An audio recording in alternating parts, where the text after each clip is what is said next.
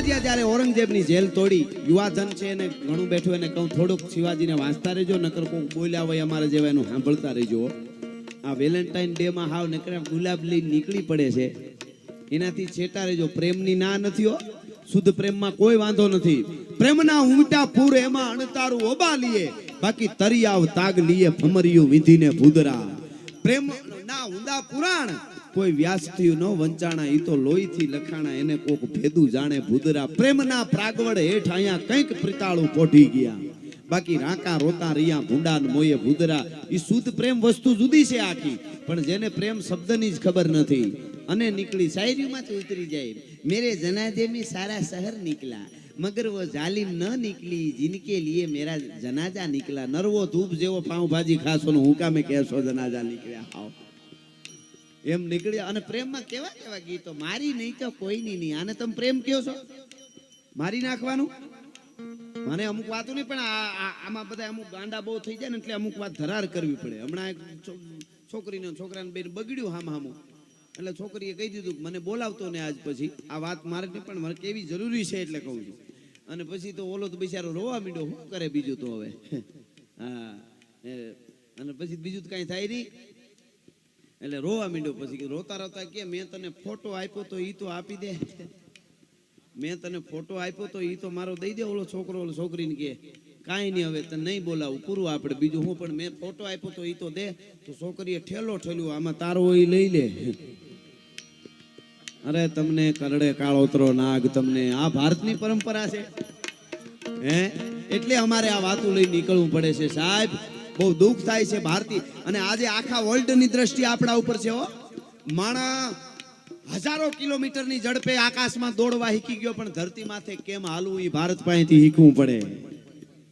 હા, માણસ આજે વિજ્ઞાન છે ને, ઈ ઘડિયાળ 2 લાખની ઘડિયાળ પહેરી દે તો વિજ્ઞાન છે, ઈ ઘડિયાળમાં સમય બતાવી શકે, પણ બાપની પાસે બેહીન સમય કેમ આપવો, માની પાસે બેહીન સમય આપવો, ઈ તો ભારતીય પરંપરા શીખાડે. ઈ કાંટા નો શીખાડે, ઈ વિજ્ઞાન નો શીખાડે. કેવી કેવી ઘટનાઓ 5-7 દી પહેલા કે હમણાં કેવી ઘટનાઓ બની. નાના નાના બાળકોએ શું કૃત્ય કર્યું મારે અહીંથી બોલાય નહીં સાહેબ. કેવી ઘણું બધું એના ઉપર જાઉં તો છે, ન બનવાની ઘટનાઓ બને છે. તો દુનિયા સુપર પાવર, આખી દુનિયાને મૂકીને ભારત બની જાય તો નકરું સુપર પાવર જો બની જાય અને આધ્યાત્મિક રીતે આપણી રીતે ન બની, આપણી જે પરંપરા એ નહીં રહે તો અમેરિકા સુપર પાવર જ છે. શું છે અટાણે એ ગોતે છે હક ક્યાં થાય છે. હવે હક શબ્દ આપણો છે પાછો. હા બરોબર ને, હક નો થાય ને આત્મા કરડે પછી ક્યાં જાય. માણસ આખી દુનિયામાં ફરવા જાય ને થાકી જાય, ઘરે આવે તેનો થાક ઉતરી જાય, પણ ઘરે થાકે ને એનો થાક ઉતારવાની ક્યાંય નથી હો. એ તો ક્યાંક આધ્યાત્મિકમાં જવું પડે, અંદર જવું પડે. ઘરે થાક્યા છે ને એનું ક્યાંય નથી. જેની થાંભલી વાંકી હોય 2 મહેમાનને ન લઈ જઈ શકે, તો પૈસા કેવી રીતે આપી શકે. આ જેની થાંભલી વાંકી સમજો ને, અમારે સૌરાષ્ટ્રની કહેવત છે, પણ આપણે ગુજરાતમાં બધે સમજતા હોય. આના હટાણે કોને લઈ આવ્યા. ઓલી એક બહુ સારી વાત છે, વચ્ચે યાદ આવી એટલે કહી દો. પોપટમામા દિલીપભાઈ, એક જણો બિચારો કોકને ત્યાં મહેમાન થઈને જાય, જ્યાં આવે ત્યાં બહુ ખાઈ આવે, મહેમાન થઈ આવે. તો એમાં એને ઘરે એક દી મહેમાન આવ્યા, એટલે ટૂંકમાં ક્યાંક બજારે ભેગા થઈ ગયા, બિચારો ઢળડીને લઈ ગયો. હાલો હાલો મારા હમ બપોરા કરીને જાયજો. ઘેરે જમીન ઘેરે આવીને ઓહરી મહેમાનને બેહારીને રહોડામાં ગયો. તારી ગાન તારો પીપળો આજ કાંઈ બોલતી નહીં, ઓ રોટલા ઘડી દે, કાંઈ બોલતી નહીં. મહેમાનને કે ખવડાવવું છે એટલે કે તમારાથી અટાણે લઈ આવાય જ કેમ. એ કે તું પછી ઢીકા 2 મારી લેજે, પણ અટાણે મારા ભાઈ બંધુ છે, હું એને ત્યાં ખાઈ આવ્યો છું, આને ખવડાવી દે તું. એ કે કાંઈ વાંધો નહીં. એ કે હું જે પીર હું દઈ દેજો, પછી કહેતા નહીં ઓલું લાવો ને સંભારો લાવો ને ફલાણું લાવો ને આથણું લાવો ને કાંઈ હાલ છે નહીં. અરે કાંઈ એમ કહેતો હોય છે, હું તને ઓળખું ને. હસ્તમેળાપ થયો તે જ મને ખંભામાં હબાકો આવી ગયો તો, એમાં કાંઈ બીજું આવે જ નહીં. પણ એ કે તું એને જમાડી દે. એ કે થોડું ઘી લઈ આવું, ઘી તો દેવું પડે ને, હું એને ઘરે ઘી. એ કે લઈ આવો ઘી, વાંધો નહીં. એ ઘે બચારો બરણી લઈને બજારે ઘી લેવા ગયો. તા બાઈ રહોડામાંથી બહાર નીકળીને મહેમાન બેઠા હતા ઓહરીમાં, હામી બેહીને મોઢાનો આમ લાંબો છેડો કરીને ઓ રોવા મીડી બાઈ. મહેમાન કે બેન કાંઈ અજુગતું બની ગયું, માફ કરજો. એ કે અમે તો અમારા ભાઈ જમવા લઈ આવ્યા છે, તમારા ઘરે આવ્યા, શું બન્યું? તો ના અજુગતું કાંઈ બન્યું નથી. કે તો તમે રોવો કાં? એ કે એ તો મને તમારું દુઃખ થાય છે. કે અમારું શું દુઃખ? એ કે તમારી ચિંતા થાય, પણ અમારી શું ચિંતા, અમે ખાવા આવ્યા, ખાઈને વૈયા જાઓ. એમ નથી, તમારા ભાઈ તમને જમાડશે, ઘીની તાણ કરી છે, રોટલા જમાડશે, શાક સંભારો એવા તાણ કરી કરીને જમાડશે, પણ પણ કે ઓલા મહેમાનોને મંડી નસું ખેસાવા મગજની કે પણ હું એમ પણ ઈ કે જમાડ્યા પછી મહેમાનના વાહામાં એકું હાંબેલું મારવાની ટેવ છે, જો હામે પડ્યું ઈ કે હું વાત કરો બેન કે હા ભાઈ મને તમારી દયા આવે ને એટલે રોવા માંડી. અરે ઓલા હામું જોઈ લીધું મહેમાન કે આપણે આપણા બાપાએ હાંબેલા નથી માર્યા આપણે આના ખાવા. ઈ કે હાલો તો વંડી ઠેકી ગયા, વંડી ઠેકીને બજારમાં પડ્યા. ઈ કે ડેલેથી હામો મળે તો ઈ વંડી ઠેકીને આમ વયા ગયા નથી, બજારેથી આમ જાતા હતા ત્યાં ઓલો ડેલીને ઘીર્યો બિચારો ઓહરીમ જોઈને કે મહેમાન ક્યાં તો કીધું વયા ગયા. વયા કેવી રીતે જાય કે હું ખાવું ઘી લેવા ગયો કહીને ગયો છું કે હમણાં ઘી લઈ આવું તું રોટલા કર. ઈ કે બધુંય હાસું પણ વયા ગયા હું કરું, પણ તે કાંઈ કીધું મેં કાંઈ કીધું નથી, મહેમાને કીધું. ઈ કે હું કીધું? ઈ કે હું તમારી યારે કેદુણી બાંધતી હતી તઈ તમે મને આ હાંબેલું લઈ આવી દીધું ને હાંબેલું. તો કે હા તો ઈ કે મહેમાન કે અમારે હાંબેલું લઈ જાવું બેન. હે કે હાંબેલું લઈ જાવું? અરે અરે ઈ કે હું તે હું કીધું? મેં કીધું હાંબેલું તો દેવાની જ નથી, તમારે ખાવું હોય ખાવ ને વયા જાવ. અરે ઈ કે 50-100 રૂપિયાના હાંબેલા હારું થઈને મારા લાખ રૂપિયાના મહેમાનને ભગાડી દીધા. લાઈવ કરીને આમ ખૂણામાં પડ્યું ત્યાંથી હાંબેલું લઈને બજારે લેતા જાવ. મહેમાન તો કૂદકા મારવા માંડ્યા. ઈ કે ખાધું નથી તોય મારશે. હવે આવા આઈડિયા કરે ઈ શું દેશને રાષ્ટ્રને સારા સંતાનો આપીએ કે શું દઈ શકે? પણ સાહેબ મારે કેવું છે ઈ શિવાજીની જનેતા જીજીબાઈ શિવાજીને ઝેર ઝીણું થોડું ઝેર ઘોળીને દૂધમાં પાતા હતા. કોકે કીધું કે જીજીબાઈ ગાંડી થઈ ગઈ છો, શિવાને ઝેર દેવાય, ભારતનું પ્રાણ છે શિવો. અને એ વખતે કીધેલું કે શિવો ભારતનું પ્રાણ છે. જીજીબાઈએ કીધું શિવાજીના જનેતા કે શિવો ભારતનું પ્રાણ પછી છે, પેલા મારું પ્રાણ છે. કે તો ઝેર કાં આપો? કે મને મારા ધાવણ ઉપર વિશ્વાસ છે કે મારા શિવાને હામી છાતીએ કોઈ નહીં મારી શકે. પણ દગો કરીને ઝેર દઈને મારવાની કોશિશ કરે તો પછી એને ઝેર ન ચડે, એટલે અત્યારેથી ટેવાયો કરું છું થોડું ઝેર આપીને. જીજીબાઈ કે છે આ વાત છે ભલા માણસ. વાત ઈ કરતો તો કે ઈ શિવાજીએ જ્યારે જેલ તોડી અને ભાગી ગયા, ઔરંગઝેબની જેલ તોડી. જોવાનું બહુ મોટી વાત છે, તો હું તો ટૂંકમાં કહું. અને જંગલોમાં દોડ્યા જાય, જંગલમાં, અને સાદા પોશાકમાં કોઈને ખબર ન પડે કે આ શિવાજી છે.